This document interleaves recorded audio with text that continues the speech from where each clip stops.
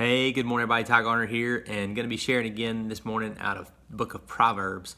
So yesterday at church, we had a guest speaker, and he starts to speak, and he says, "So I want to share with you about how to find your passion. What is your passion?" And I'm like, "Oh man, this is right up my alley. I'm all about really figuring that out, what it is, And so it went a little different way than I kind of expected, but it's really awesome to think about, and really is where God's working with me at, and probably a lot of you out there as well. But he asked the question to one of his kids, what would you say that my passion is? And this is a preacher, pastor guy, and he was saddened to hear that none of his top three that his son told him were God. Ultimately, that's what our passion needs to be, is Jesus, right? I mean, that needs to be our number one. And if people around you don't know that, then something's wrong. But God has kind of showed me this morning in Proverbs, which is one of my favorite chapters in the whole Bible.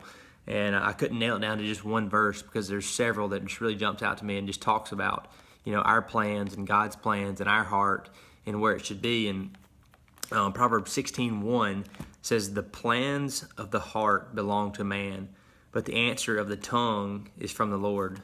Verse 2 says, "All the ways of a man are clean in his own sight, but the Lord weighs the motives." Verse 3, and this is, if you get an email from me, or if you ever known me, then this is one of my favorite verses in the Bible. And it says, "Commit your works to the Lord, and your plans will be established."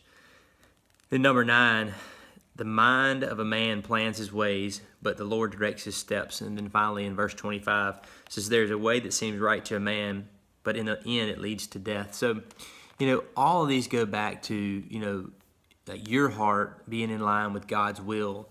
And, it's sometimes hard to think about. I mean, like, do we have any choice in, how things will happen if God, knows and his will is going to be done no matter what? What does it matter what we do or how we live or how we decide? I mean, do we have anything that even matters? It's significant, but we do.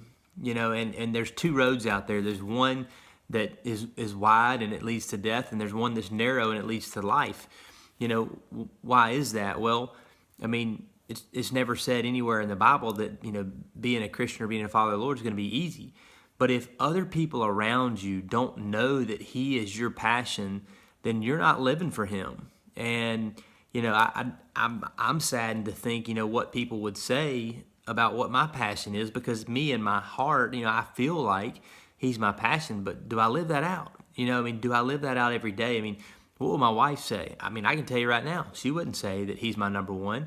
Because I know I don't treat her the way that I should. The Bible tells us to love our wives like Christ loved the church, and I know I don't do that every day. I fail miserably, and with my kids, what would my kids say? I mean, they probably would say that, hey, my dad, loves to work, and that's all he does is work, So I mean, like, I want my life to represent Jesus in all that I do. How does that look? I mean, I think it's just a walk daily to pursue Him and live for Him every day, and just be in constant communication and prayer with Him, and just pursuing Him in all of our lives and let Him lead our steps. It's not an easy thing, but I go back to, if you commit your works to the Lord, your plans will be established. It means you will succeed.